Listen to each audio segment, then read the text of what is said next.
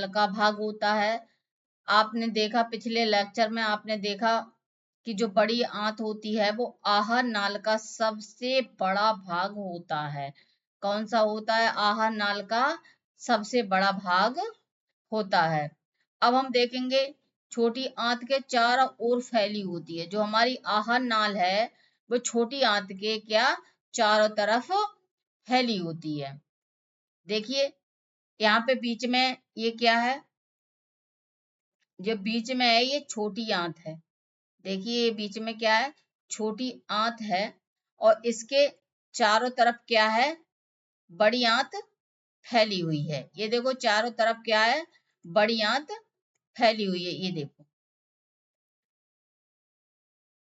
अब देखिए इसकी लंबाई है कितनी होती है? 1.5 मीटर होती है। इसकी लंबाई 1.5 मीटर होती है। और देखिए इसे भाग, ये देखिए वर्मीफॉर्म अपेंडिक्स, ये देखिए अवशिष्ट आंत का अवशिष्ट भाग होता है। अगर ये बढ़ने लगे तो हमारे पेट में दर्द होने लगता है और इसे फिर ऑपरेशन के द्वारा डॉक्टर इसको अलग हटा देते हैं। अब देखिए ये वाला सीकम का जो भाग है, ये आंत का, बड़ी आंत का भाग होता है एक सीकम, ठीक है। और सीकम छोटी आंत सीकम के माध्यम से जुड़ी होती है। छोटी आंत का जो भाग होता है इलियम, छोटी आंत वाले चैप्टर में हम पढ़ेंगे कि छोटी आंत के भी भाग होते हैं, तो उससे क्या होता है? ये जुड़ी होती है। तो आई होप आपको यहाँ तक तो समझ में आ गया होगा। अब देखते हैं हम, इसको बोलते हैं असेंडिंग कॉलन। असेंडिंग कॉलन वो होता है जो ऊपर की तरफ जाता है, इसे असेंडिंग कॉलन कहते हैं। और फिर आता है ये ट्रांसवर्स, ये जो घूमा हुआ भाग होता है, इस तरीके से जो घूमा हुआ भाग होता है इसे बोलते हैं ट्रांसवर्स कॉलन। फिर इसके बाद है ये डिसेंडिंग कॉलन, ठीक है। और फिर उसके बाद सिग्मॉइड कॉलन और फिर रेक्टम, फिर ये वाले भाग को एनाल कैनाल कहते हैं।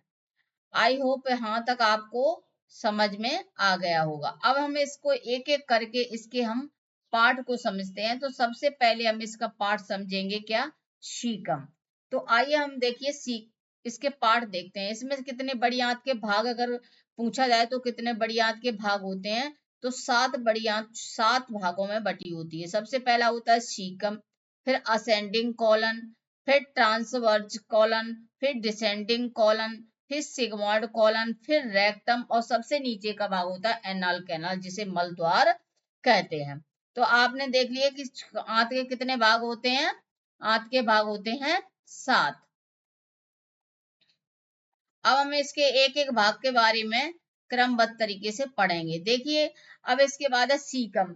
देखिए बड़ी आंत का सबसे ऊपरी भाग होता है। बड़ी आंत का क्या होता है? सबसे ऊपरी भाग होता है। यह बड़ी आंत को इलियम द्वारा जोड़ा रखता है।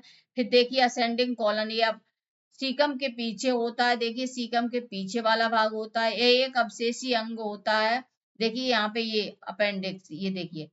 फिर उसके बाद इसकी लंबाई कितनी होती है? 13 सेंटीमीटर होती है।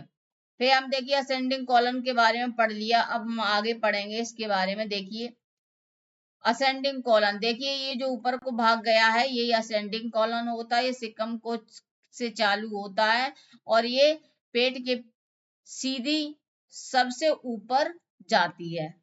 फिर उसके बाद ट्रांसवर्जन कॉलन, इस तरीके से देखिए घुमा होता है, ट्रांसवर्स कॉलन होती है। यह पेट को सीधे उल्टी तरफ क्रॉस करती है। आई होप यहाँ तक समझ में आ गया होगा। उसके बाद डिसेंडिंग कॉलन और पेट को ये उल्टे तरफ क्रॉस करती है और यहाँ पे कुछ समझने वाला नहीं है। और फिर उसके बाद हम सबसे नीचे देखेंगे क्या? देखिए रेक्टम, ये सिग्मॉइड कॉलन से जुड़ा हुआ होता है और रेक्टम के अंदर रेक्टम वॉल्व होते हैं, उपस्थित होते हैं, जिसके कारण जो मटेरियल है हमारा बाहर नहीं निकलता। अब देखिए सबसे लास्ट में होती है एनाल कैनल, है बड़ी आंत का आखिरी भाग होता है। इसे मलाशय भी कहा जाता है। आई होप आपको यहाँ तक समझ में आया होगा।